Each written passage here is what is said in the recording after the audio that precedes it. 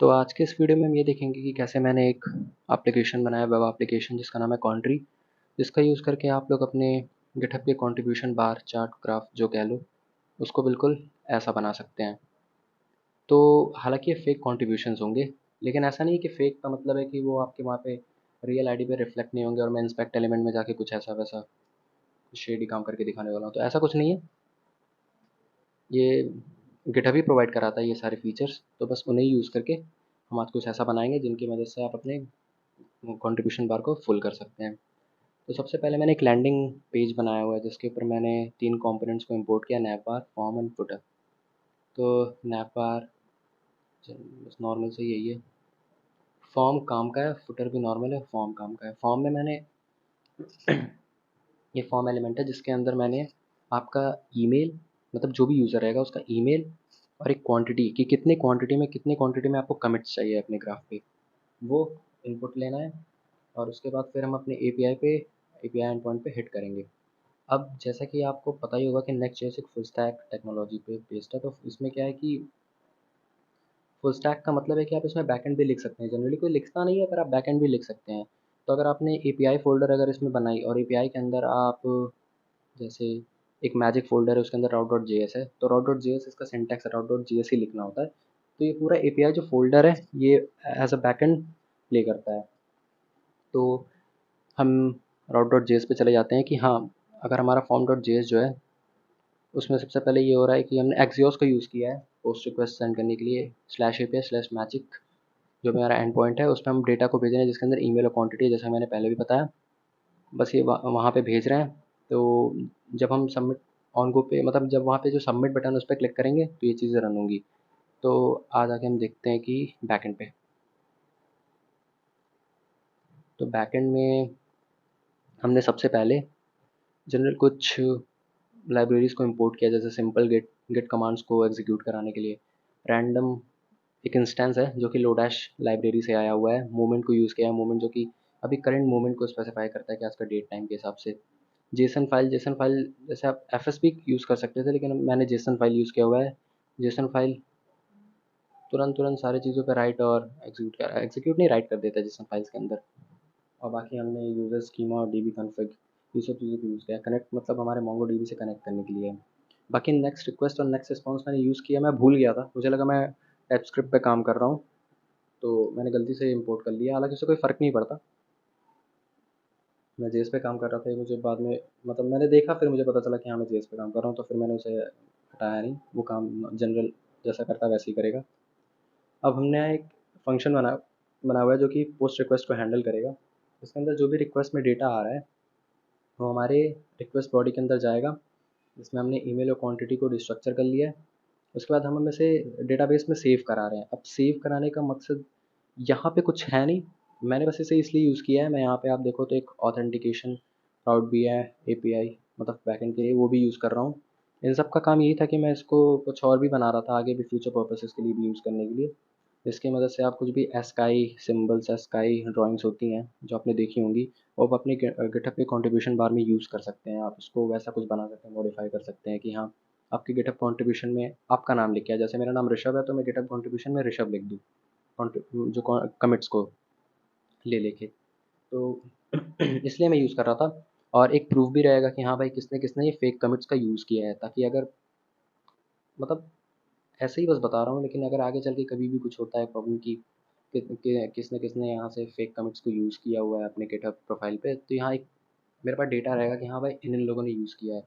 तो वहाँ पे मैं फिर से आपका ईमेल नहीं यूज़ करूँगा, वहाँ पे आपका मैं नेक्स्ट ऑथ की गिटहब नेक्स्ट ऑथ की यूज़ करके गिटहब से ऑथेंटिकेशन कराऊंगा। तो आपकी गिटहब आईडी और उसका कुछ डेटा जिससे पता चल सके कि हाँ भाई सच बात है, मैंने ऐसे ही नहीं लिया है, प्रूफ रहेगा कि ऑथेंटिक डेटा रहेगा कि आपका वहाँ से स्टोर हो जाएगा डेटाबेस में, और आपने कितनी क्वांटिटी में और किस दिन यूज़ किया था, ये तीनों, क्योंकि मैंने अपने स्कीमा में लिया हुआ टाइम स्टैम्प भी।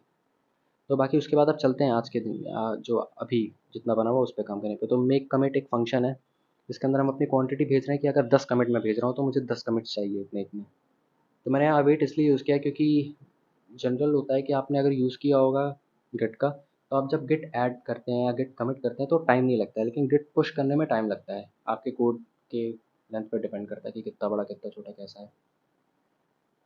तो इसलिए मैंने अवेट यूज़ किया कि भाई जब तक ये मेक कमिट फंक्शन पूरा रन नहीं हो जाता, तब तक आपका रेस्पॉन्स नहीं भेजना है। अब उसके बाद गेट कमिट के अंदर चलते हैं। तो गेट कमिट के अंदर मैंने पाथ दिया हुआ है अपनी जेसन फाइल का। तो जेसन फाइल के साथ ये है कि आप जेसन फाइल को चाहें तो रूट डायरेक्टरी में भी बना सकते हैं और अपने ऐप डायरेक्टरी के भी अंदर। तो उसके लिए क्या होता है, आप चाहे तो यहाँ पे बना सकते हैं, जैसे यहाँ पे एक जेसन बना हुआ है, पर यहाँ बनाना एक अच्छा कन्वेंशन नहीं है। तो क्या होता है कि आप पहले एक जेसन फ़ोल्डर बनाओ अपने root directory, app root directory में, और उसके बाद उसके अंदर अपने जो भी जेसन फाइल देनी है वो दे दो। उसका पाथ दिया मैंने, और फिर यहाँ पे जो मैंने रैंडम इंस्टेंस यूज़ किया था लोडैश से, तो वहाँ से मैंने एक्स और वाई दो वेरिएबल लिए हैं, जहाँ पे इसका मतलब ये है कि 0 से 10 के बीच में कोई भी नंबर ये आपको दे देगा, और इंक्लूसिव होता है 10 यहाँ पे। उसके बाद हमने डेट यूज़ किया हुआ है। तो अब इसे समझते हैं काम कैसे करता है। मोमेंट, मोमेंट का मतलब ये है कि आज का डेट आपको टाइम, डेट टाइम आज आपका दे देगा मोमेंट, आज का करंट मोमेंट का। उसमें से मैं सब्ट्रैक्ट कर रहा हूँ एक दिन को, एक डे को, वन डे। उसके बाद ऐड कर रहा हूँ एक्स जो कि रैंडम आएगी 0 से 10 के बीच में, एक्स मिनट्स को, फिर ऐड कर रहा हूँ वाई सेकंड्स को, और फॉर्मेटिंग कर दे रहा हूँ। अब फॉर्मेटिंग के बाद ये कैसा दिखाई देगा, कुछ ऐसा दिखाई देगा कि पहले ये ईयर मंथ डे, उसके बाद ऐसा टाइम, फिर टाइम जोन और जो भी है। अब क्यों मैंने फॉर्मेटिंग यूज़ किया है, क्योंकि गिटहब आपकी इसी फॉर्मेटिंग को सिर्फ एक्सेप्ट करता है, नहीं तो वो फिर ये समझ नहीं पाएगा वो। और दूसरी बात, अब आप सोचोगे कि शायद आप सोचो कि अगर हमें गिटहब कंट्रीब्यूशन फिल करना है, तो मैं आज के करंट मोमेंट से सिर्फ एक दिन पहले कुछ भी सब्ट्रैक्ट कराने के बाद, मतलब एक दिन के पहले ही कमिट होगा, तो एक दिन के कमिट से पूरा कैसे फिल होगा। तो यहाँ पे सबसे बड़ा जो शायद आप लोगों ने किसी ने ना सोचा हो, या सोचा भी हो तो मैं बता दूँ कि ये मैटर करता है कि आपका अकाउंट कितने दिन पहले बना हुआ है। जैसे मैं अपने मेन अकाउंट पे तो इसका यूज़ करने नहीं वाला, क्योंकि मुझे फेक कंट्रीब्यूशन या फेक कमिट्स नहीं चाहिए। बाकी मैं इसको, लेकिन आपको डेमो देना था तो मैंने एक नया अकाउंट बनाया हुआ है, लेकिन वो अकाउंट सिर्फ अभी 20 घंटे पहले बना हुआ है, मतलब मैंने कल ही बनाया था और कल ही से यूज़ करके देखा था। तो 20 घंटे पहले मतलब कल बना हुआ है। तो मैंने सिर्फ इसलिए यहाँ पे वन डे सब्ट्रैक्ट किया हुआ है, क्योंकि मैं जो भी आपको आज प्रूफ दूंगा कि हाँ भाई ये काम करती है, मैं कोई आपको अप्रैल फूल वूल नहीं बना रहा, कि ये जो भी काम करती है एक दिन पहले के कमिट पे काम करेगी। तो जितने भी मैं आज कमिट करूँगा अभी आपके सामने, वो सारे कमिट्स कल शो होंगे। तो इसलिए मैंने यहाँ वन डे लिखा हुआ है। अगर आपका कोई अकाउंट है जो 1 साल पुराना है, 2 साल पुराना है, तो आप इसे इस वाले जो मैंने ये कमेंट आउट किया हुआ है यहाँ से यूज़ कर सकते हैं कि हाँ भाई आप सब्ट्रैक्ट करा लो कुछ 54 वीक्स, जिससे क्या होगा 1 साल पहले आप पहुँच जाओगे। अब 1 साल पहुँचने के बाद आप उसमें कुछ ऐड करा सकते हो कि भाई इतने वीक, इतने दिन पे रैंडमली है, कुछ ना कुछ जो भी आपके वैल्यूज़ के हिसाब से आप इसे फॉर्मेट करा के उसके बाद फंक्शन रन कराओगे तो आपका काम करेगा। वो आप अपने हिसाब से देख सकते हो, उसमें सबका अपना अपना मर्ज़ी है। उसके बाद हमने जेसन फाइल में राइट करा लिया है, ये वही जो एफ एस लाइब्रेरी का यूज़ करके आप राइट फाइल करते हो, सेम काम है वही जेसन फाइल से यूज़ करके। इसके अंदर जितने भी कमिट्स होते रहेंगे वो सारे के सारे आके आपके कॉन्ट्रीब्यूशंस में सेव हो जाएंगे। अब आते हैं इसका, इस लाइन को समझते हैं ये लिखा क्या है। अब सिंपल गिट जो कमांड है, सिंपल गिट मतलब वो एग्जीक्यूट कराने के लिए आपके गिट को, उसके बाद जो ये ऐड के अंदर यहाँ से यहाँ तक लिखा हुआ है, इस ऐड का मतलब ये है कि आप गिट ऐड करते हो ना, यहाँ पे आपका जो भी फाइल नेम होता है जिसके अंदर, मतलब फाइल पाथ होती है जिसके अंदर आपने कुछ भी चेंज किया होगा, तो ये वही सेम कमांड है कि ऐड के अंदर ये वाली फाइल है का पाथ है, मतलब ये कॉन्ट्रीब्यूशंस, तो बस ये वही है। उसके बाद हमने लिखा हुआ है डॉट कमिट, फिर डेट, फिर एक कर्ली ब्रैकेट्स के अंदर हाइफन हाइफन डेट के उसकी ये वैल्यू। अब इसका मतलब क्या है ना, आप समझो कि कमिट काम कैसे करता है। जब आप लिखते हो नॉर्मली आप अपने कमांड में, कमांड लाइन में कि git commit minus m hyphen m, और यहाँ पे आप एक, जब आप कुछ भी कमिट करते हो तो उस कमिट के साथ एक नाम देते हो कि हाँ भाई मेरे इस कमिट का नाम कुछ ये है कि edit index dot J S, edit log in route, edit ये, एडिट वो, फिक्स्ड ये, कुछ भी आप अपने हिसाब से फिर कमिट, ताकि आपको हेल्प मिल सके कि हाँ भाई मैंने कमिट किया क्या था। तो यहाँ पे जो ये डेट लिखा हुआ है, जो यहाँ से डेट आएगी, वो उस कमिट का नाम रहेगा कि हाँ ये इस कमिट का नाम है। तो इससे ये भी पता चलेगा कि जिस दिन आपने कमिट किया था उस दिन आपने उसी दिन के नाम से कमिट किया था। तो यहाँ पे जो डेट है वो सिंपल ये वैल्यू दिखा रहा है। यहाँ पे जो आप लिखते हैं वो ये डेट है, जो स्ट्रिंग फाइल होती है, स्ट्रिंग वैल्यू होती है। अब इसके अंदर ही जो आप यूज़ नहीं करते हो पर गिटहब ही प्रोवाइड कराता है। अगर आप एक और चीज़ कमांड लिखोगे इसके अंदर हाइफन हाइफन डेट, उसके बाद इक्वल टू और ये, तो इसके अंदर क्या होता है, जो हाइफन हाइफन डेट होता है वो एक कमांड होता है जिससे कि अगर आप इसका मान लो यूज़ नहीं करते हो, तो ये जितने भी आपके कमिट हैं वो आज के दिन, मतलब अगर आप आज कमिट कर रहे हो तो उसी दिन आपके कमिट में शो होगी, कमिट में, कमिट हिस्ट्री में, कमिट आप गेट लॉग में भी जाके चेक कर सकते हो या आपके कंट्रीब्यूशन बार में। लेकिन अगर आप इसका ये यूज़ करते हो और यहाँ पे सेम फॉर्मेटिंग जो इसके अंदर यूज़ हो रहा है अगर वो देते हो डेट, तो ये आपका आज के डेट के बजाय कमिट होने के, जो आप यहाँ पे जो भी डेट दोगे अपने हिसाब से उस डेट को जाके कमिट होगा। तो आप इसमें फ्यूचर पास्ट प्रेजेंट कुछ भी दे सकते हो, हाँ फ्यूचर भी दे सकते हो, मतलब अगर मैं आज दे दूँ 3 दिन बाद का कमिट तो 3 दिन बाद शो होगा, आज तो नहीं होगा लेकिन 3 दिन बाद जब वो डेट आएगी तो वहाँ पे शो होगा कि मैंने कमिट किया हुआ है, जबकि मैंने आज ही कर दिया था। और पास्ट भी होगा, लेकिन उसके लिए एक कैच ये है कि आपका अकाउंट तो बना होना चाहिए पहले से। अगर आप 1 साल पहले का कमिट कर रहे हो तो 1 साल पहले अकाउंट बना होना चाहिए। तो बस ये सिंपल सा कमांड है। उसके बाद मैंने ये मेक कमिट बाइंड यूज़ किया हुआ है। ये तो सिंपल सा है कि इसमें लूप में चलाने के लिए, मतलब ये क्योंकि लूप में जब तक चलता रहेगा उसके बाद आपका माइनस माइनस एन होता रहेगा कि पहले अगर मैंने 10 क्वांटिटी तो 10 9 8 7 6 5 4 3 ऐसे करके 10 कमिट्स हो जाएंगे और जैसे ही ज़ीरो होता है तो आप रिटर्न कर दो सिंपल गेट, वही सिंपल गेट जो भी लाइब्रेरी से यूज़ किया हमने इंस्टेंस, और उससे पुश। तो मेरा जो ब्रांच है वो मास्टर है तो इसलिए मैंने यूज़ किया है कि सिंपल गेट में पुश ओरिजिन मास्टर, जैसे आप ऐसे यूज़ करते होगे कि गेट पुश ओरिजिन मास्टर। तो कुछ लोग को आता है तो वो सिर्फ git push origin main use करते हैं या फिर गिट पुश सीधे यूज़ करते हैं। तो आपके ब्रांच के हिसाब से ये मैटर करता है, ये अब आप अपने हिसाब से इसे समझ लेना। ये मेरा था इसलिए मैंने इसे, मेरा मास्टर ब्रांच में था इसलिए मैंने इसे ऐसे यूज़ किया है। तो आओ अब मैं इसे रन करा देता हूँ, npm run dev।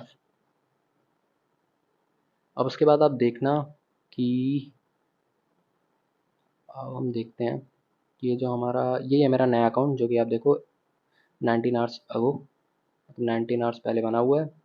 और जो मेरा इसके अंदर 186 कमिट्स हैं। अब हम पोस्टमैन से एपीआई पे एक बार हिट करा के देखते हैं कि हाँ भाई क्या एक काम कर रहा है, तो हम पहले सेंड करते हैं।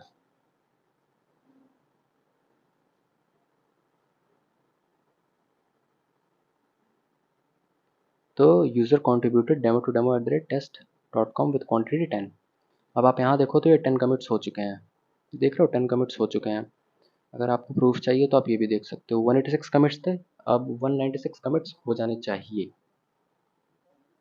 हाँ 195 सही है, मैंने एक एक्स्ट्रा बोल दिया। तो 195 कमिट्स हो गए। अब उसके बाद आप यहाँ पे देख सकते हो, अब मैं प्रूफ देता हूँ ये कैसे। अब मेरा एक दिन पहले का अकाउंट था और मैंने जो भी कमिट थे कल के, मतलब कल के डेट पे सारे करवाए थे। तो आज है 1 अप्रैल, तो 1 अप्रैल में आप देख लो कोई भी कॉन्ट्रीब्यूशन नहीं, जबकि मैंने आपके सामने अभी अभी सारे कमिट्स किए हैं। सारे कमिट्स आपके मार्च 31 में गए हैं जो कि कल डेट था। आज एक भी कमिट नहीं हुआ है। तो सेम उसी कमांड का यूज़ करके आप अगर 1 साल पहले, तो आप जितनी भी रैंडम वैल्यूज़, तो मैंने अभी सिर्फ एक दिन पहले रैंडम वैल्यूज़ दी है तो देखो सारे कमिट यहाँ हो रहे हैं। लेकिन अगर आप सोचो आपका डेट आज ये है और आप 1 साल पहले की रैंडम वैल्यूज़ तक दे देते हो कि इनके बीच में कोई भी डेट आ सकता है, तो ये आपका सारा फेल हो जाएगा। अब हम एक बार वो भी यूज़ कर लेते हैं भाई, हमारा लैंडिंग पेज वहाँ से भी करके देख लेते हैं। हमारा लैंडिंग पेज एक बार कंपाइल हो रहा होगा, मे बी कंपाइल हो गया हो, कंपाइल हो गया है। तो हम देते हैं demo3@test.com, क्वांटिटी देते हैं फिर से 10। अब गो करते हैं तो आप देखो कि हमारे जो 10 कमिट्स हैं वो सारे अभी कमिट हो रहे हैं, सारे कमिट हो रहे हैं। तो जब 10 कमिट्स हो जाएंगे तो फिर पुश होगा। अब आप चीज़ सोच रहे होंगे, आप यूज़ भी करते होंगे कि आप पहले कमिट करते होंगे फिर पुश करते होंगे, कमिट पुश। तो यहाँ पे वो चीज़ें नहीं हो रही हैं। यहाँ पे हमने पहले देखो, यहाँ पे अगर 10 कमिट है तो पहले 10 अगर क्वांटिटी भेजी है तो पहले 10 क्वांटिटी में कमिट्स हो जाएंगे, 10 कमिट्स हो जाएंगे। उसके बाद एंड में पुश होगा। क्योंकि क्या होता है कि अगर आप एक कमिट करो फिर पुश करो, फिर एक कमिट करो फिर पुश करो, तो उससे बहुत टाइम लगता है, क्योंकि मैंने बताया ना पुश जो ऑपरेशन होता है वो टाइम लेता है। और इस चक्कर में हो सकता है कि आपके ज़्यादा कमिट्स हैं, हो सकता है तो एरर आ जाए, क्योंकि आप सीधे CLI तो यूज़ कर नहीं रहे हो, अदर लाइब्रेरीज पे डिपेंडेंट हो। तो यूज़ करने पे दिक्कत हो सकती है, इसलिए सबसे पहले, और टाइम तो लगेगा ही लगेगा, तो इससे अच्छा है कि पहले सारे कमिट्स करा लो फिर एक साथ पुश कर लो। तो अब हम अपने उसके अंदर देख लेते हैं, रिपॉजिटरी क्वांटिटी, 205 कमिट्स। अब आप अपने चाहो तो यहाँ पे आके कंट्रीब्यूशन बार में भी देख सकते हो कि कोई भी commit, no contributions on April 1st। तो सब मैंने आपके सामने आज ही किया, लेकिन कोई भी कंट्रीब्यूशन आज नहीं हुआ है, सारे कंट्रीब्यूशन हुए हैं March 31st को।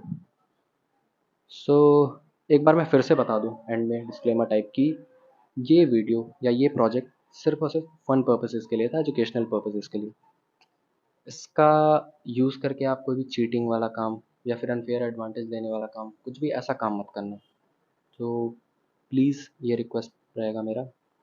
और बाकी अगर आगे फ्यूचर में, फ़िलहाल तो मैं भी किसी और प्रोजेक्ट पे काम कर रहा हूँ, पर आगे अगर मैंने इस पे और काम किया और गिटहब ऑथेंटिकेशन भी लगा दिया और ये सब चीज़ें भी कर दी, तो आगे मैं फिर से इस पे वीडियो बनाऊँगा और तब ये काफ़ी अच्छा प्रोजेक्ट बन जाएगा, एक एडवांस प्रोजेक्ट बन जाएगा, तो आप इसे फिर देख सकोगे। अभी तो फ़िलहाल ये कुछ ऐसा खास नहीं था, बस मजाक मस्ती वाला था।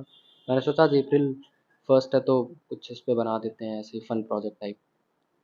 तो बस आज की वीडियो में बस इतना ही। थैंक्स।